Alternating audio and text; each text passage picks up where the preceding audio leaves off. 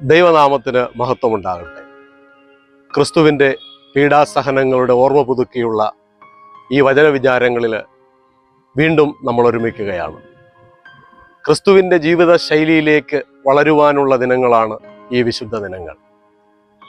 നമ്മൾ അറിഞ്ഞിരിക്കുന്നതിന് പ്രകാരം സ്നേഹത്തിൻ്റെ പൂർണ്ണതയിലാണ് ക്രൈസ്തവതയുടെ മതാത്മകത നിലനിൽക്കുന്നത്. ആയതുകൊണ്ട് തന്നെ സ്നേഹത്തെ ഒഴിവാക്കിക്കൊണ്ട് ഒരു ക്രിസ്ത്യാനിത്വത്തെ നമുക്ക് ചിന്തിക്കുവാനായിട്ട് കഴിയുകയില്ല. ഈ ദിവസങ്ങളിലെ ചിന്തയിൽ സ്നേഹത്തിൻ്റെ വ്യത്യസ്ത ഭാവങ്ങളിലൂടെയാണ് നമ്മൾ കടന്നു പോകുന്നത്. ഇന്ന് നമ്മൾ വചനവിചാരത്തിലേക്ക് ഏറ്റെടുക്കുന്നത് ദീർഘക്ഷമയെക്കുറിച്ചാണ്. ലോകത്തിലെ അനേക മഹാന്മാരെ സ്വാധീനിച്ചിട്ടുണ്ട് വിശുദ്ധ വേദപുസ്തകം നൽകുന്ന ക്ഷമയുടെ പാഠങ്ങൾ. അതിന് ഒരു കാരണമേ ഉള്ളൂ.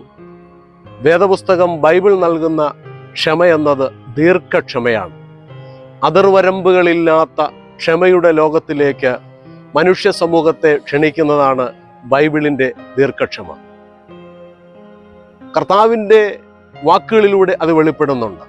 ക്രൂശിൻ്റെ കഠിനമായ വേദനയിലൂടെ കടന്നു പോകുമ്പോഴും ക്രിസ്തു പ്രാർത്ഥിക്കുന്നത്, കർത്താവെ, ഇവർ ചെയ്യുന്നത് ഇന്നതെന്നറിയായാൽ ഇവരോട് ക്ഷമിക്കണം.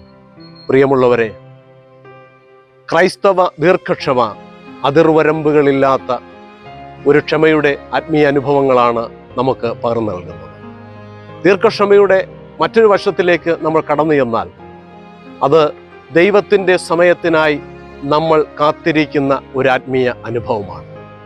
അപ്രതീക്ഷിതമായ, അസാധാരണമായ, ആർത്തലച്ചു വരുന്ന നമ്മുടെ ജീവിത പ്രതിസന്ധികളെ അഭിമുഖീകരിക്കുമ്പോൾ, ഒറ്റപ്പെടലുകളും കുറ്റപ്പെടുത്തലുകളും ഒക്കെ നമ്മുടെ ജീവിതത്തിലേക്ക് കടന്നു വരുമ്പോൾ അതിനെയൊക്കെ അഭിമുഖീകരിക്കുവാനും സഹനത്തോടെ അതിനെയൊക്കെ കൈകാര്യം ചെയ്യുവാനും നമ്മുടെ മുന്നിൽ നൽകപ്പെടുന്ന ഒരു സന്ദേശം ഇതാണ്: ഇതൊക്കെ ദൈവം കാണുന്നുണ്ട്, ഇതൊക്കെ കർത്താവ് അറിയുന്നുണ്ട്.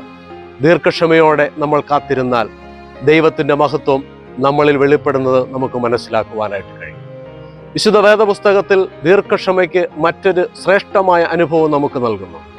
ഗലാത്യ സഭകൾക്ക് ലേഖനം എഴുതുമ്പോൾ അപ്പോസ്തലനായ പൗലോസ് പറയുന്നത് ദീർഘക്ഷമ ഉൾപ്പെട്ടിരിക്കുന്നത് ആത്മാവിൻ്റെ ഫലത്തിൻ്റെ ഭാഗത്താണ്.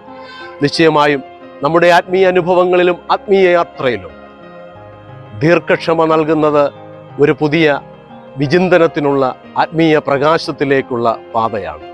ആ വഴികൾ സ്വായത്തമാക്കിക്കൊണ്ട് ആത്മീയതയുടെ ക്രിസ്തു നൽകുന്ന ജീവിത പാഠങ്ങളെ സ്വീകരിച്ചുകൊണ്ട് നമുക്ക് മുന്നോട്ട് പോകുവാൻ ഈ നാളുകളിൽ നമ്മെ സമർപ്പിക്കാം. അതിന് ദൈവം നമ്മെ സഹായിക്കട്ടെ എന്ന് പ്രാർത്ഥിച്ചുകൊണ്ട് ഈ വാക്കുകൾക്ക് ഞാൻ വിരാമമിടുകയാണ്. നന്ദി.